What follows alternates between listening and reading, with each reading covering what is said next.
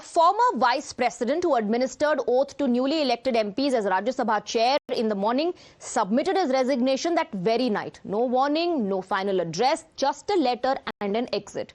The official reason cited is health. But the inside story tells us there was much more brewing behind the scenes. Times Now has accessed inside details that lay out the sequence that led to Dhankar's stunning and sudden resignation. Now, as per sources, yesterday in the morning, Jagdeep Dhankhar administered the oath to newly elected and nominated Rajya Sabha members. Hours later, he announced from the chair that he had received a letter signed by opposition MPs seeking the impeachment of Justice Yashwant Varma. He said he was placing the document for his consideration. Sources say this possibly was the flashpoint. The motion reportedly was announced without taking the government into confidence. The announcement took even senior ministers by surprise. Meanwhile, Jagdeep Dhankhar also convened a second business advisory committee meeting on the same day. Sources say Parliamentary Affairs Minister Kiren Rijiju and Leader of the House in Rajya Sabha J.P. Nadda were not consulted. The absence of senior ministers from this BSc meet was glaring. Opposition MPs attended, but BJP MPs skipped it. As per sources, the last straw was when Dhankar scheduled the BSc meeting for today. Several senior ministers reportedly flagged what they saw as unilateral, non-consultative functioning. When the matter was brought to the notice of Jagdeep Dhankhar, he reportedly refused to budge. No withdrawal, no climb down, no back channel corrections. As per sources, then came intervention from the highest level of government, and at 9:25 p.m., Jagdeep Dhankhar resigned from the post of vice president with immediate effect. The official reason remains health, but the political undercurrents are evident. Jagdeep Dhankar's unexpected late evening resignation has triggered speculation, murmurs, and a lot of theories. And the opposition is leaving no opportunity to point at what they are calling a larger ploy by the Modi government. Remember, it was Congress party's Jairam Ramesh who said there's more than what meets the eye. He was the first to point that in the second BSc meeting convened by Jagdeep Dhankhar, Kiren Rijiju and J.P. Nadda were missing. Our sources have pointed that this meeting was convened without any consultation. Let's listen into what the opposition MPs are saying. This is the conclusion that they are drawing. It's definitely surprising. It looks like a Soviet-style midnight resignation. In the old Soviet Union, high-ranking officials used to resign, citing mysterious health reasons. And everybody who's been watching the functioning of the vice president clearly know that he had no apparent serious health ailment. In fact, he was functioning yesterday. In fact, his travel plans for the next few days have also been announced. So this is not a reason which anybody buys.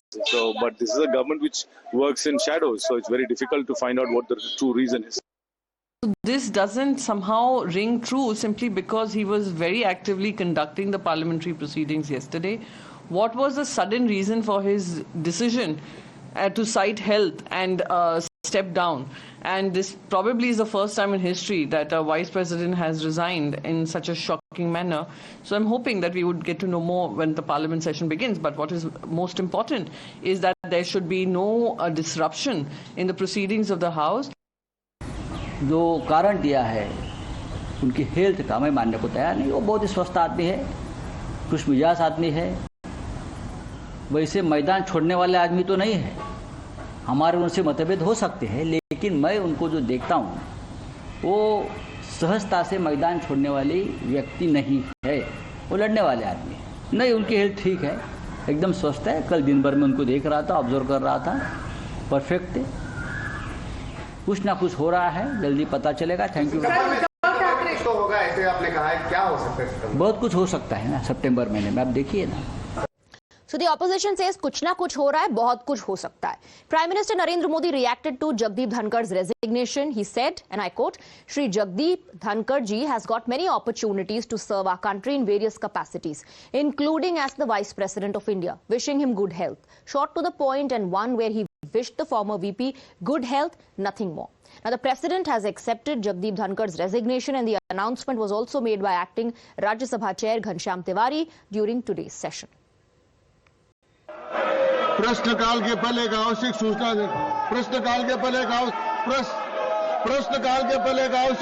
देनी है। The Ministry of Home Affairs wide notification at 22/7/25 has conveyed the resignation of Vice President of India Sri Jagdeep Dhankhar under Article 67A of the Constitution with immediate effect. Now, top sources have revealed 2 times now that senior ministers red flagged Jagdeep Dhankar's unilateral and non-consultative ways after he convened 2 BSc meetings yesterday without taking the government on board, and after he accepted Judge Varma's impeachment motion without taking the government in confidence. The opposition that in the past mocked, derided and targeted Dhankar when he was vice president is now using his resignation to claim the government snubbed a Kisan's son and a Jat leader. Meanwhile, J.P. Nadda has countered opposition's charges. He said both he and Kiren Rijiju couldn't attend yesterday's meeting, 4:30 p.m. BSc meeting, because they were engaged in other important parliamentary work at that time, and that the vice president's office was informed about the same, about their unavailability. He also asserted that the statement he made in Rajya Sabha that opposition said was a snub to Dhankar was in fact aimed at disruptive opposition MPs and not the chair. So while Congress leaders starting from Jairam Ramesh are speculating about bigger games behind the doors and about how something major happened in 6 hours, Shashi Tharoor and Kapil Sibal don't want to speculate on Dhankar's move.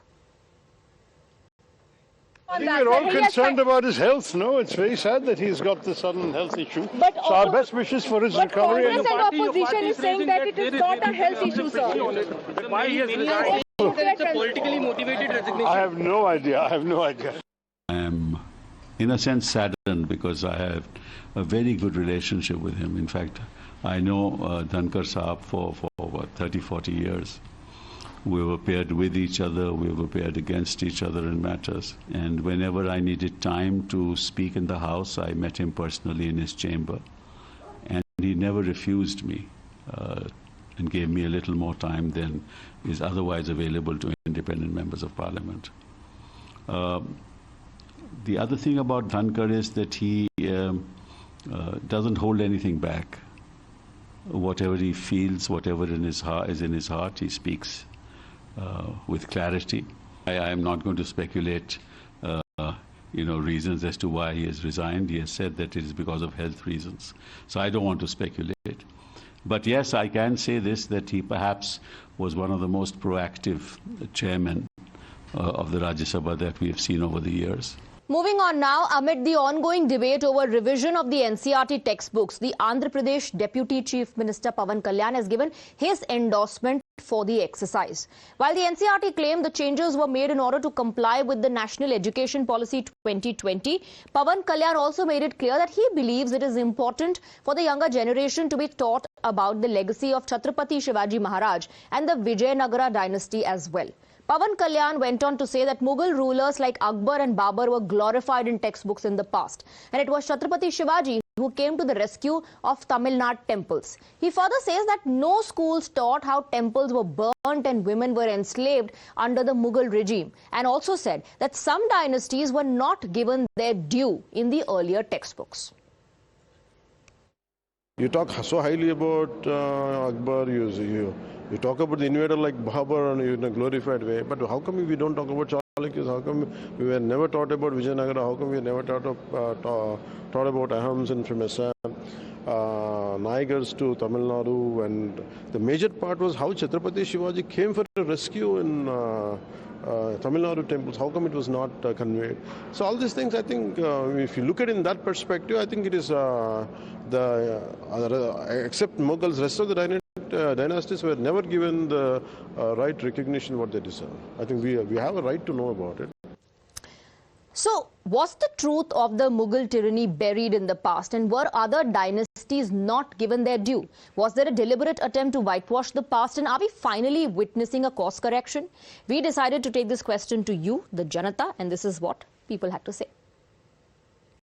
Sir देखिए, जो changes NCERT books में अभी आई हैं ये तो बहुत पहले आ जानी चाहिए थी, क्योंकि हमें जो इन्फॉर्मेशन अब दी जा रही है, मैं तो बहुत छोटा था जब ये पढ़ रहा था, तो मुझे तो मुगल्स बड़े हाई फाई और बड़े अच्छे दिखाए गए थे, और ये बहुत अच्छा स्टेप है, इनको ये लेना चाहिए था, और अगर इन्होंने लिया तो मैं बहुत सेटिस्फाई हूँ इससे। नई जनरेशन को इससे ये फ़ायदा मिलेगा कि उनको अपनी जड़ों का पता चलेगा। इसमें जब बाहर से इन्वेडर्स इस कंट्री में आए हैं तो उन्होंने कितना हमारा नुकसान किया और हम कितने पीछे चले गए थे, और कैसे गवर्नमेंट ने नए नए इनिशिएटिव्स लिए हमें आगे बढ़ाने के लिए। पुराने मुगलों को हीरो बना के दिखाया गया था, हमको बच्चों में पढ़ाया गया था, Akbar the great, Shahjahan road, Humayun road, ऐसे ऐसे, और हमारे जो अपनी विरासत हिस्ट्री थी उसको टोटली इग्नोर किया गया था। अब जो इन्होंने बुक्स चेंज करी हैं, ये आने वाली पीढ़ी को ये सही चीज़ पढ़ाई जाएगी कि हमारी जो विरासत हिस्ट्री है वो क्या है। मुगल्स तो वो इन्वेडर्स थे हमारे।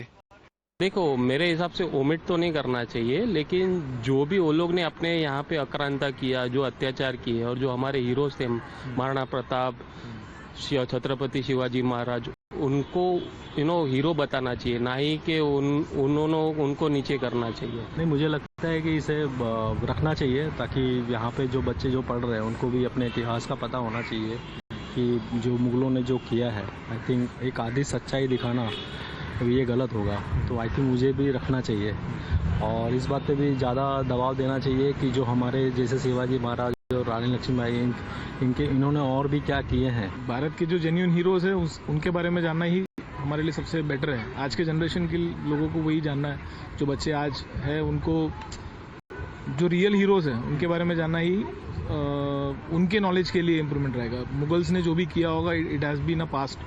मुझे तो लगता है कम्प्लीटली वो इतिहास को मिटाना चाहिए, क्योंकि आज अपन देख रहे हैं कि अपने को तो मुगलों का इतिहास पता है, बट अपने महाराष्ट्र में जो हिस्ट्री बनाई है वो तो शिवाजी महाराज, महाराणा प्रताप, जिजामाता, उनके जैसे महाक्रांतियों ने सब कुछ इतना विश्व निर्माण किया है। उनका कहाँ पे भी ज़्यादा उल्लेख नहीं है जितना मुगलों का पूरा स्टडी हमको है।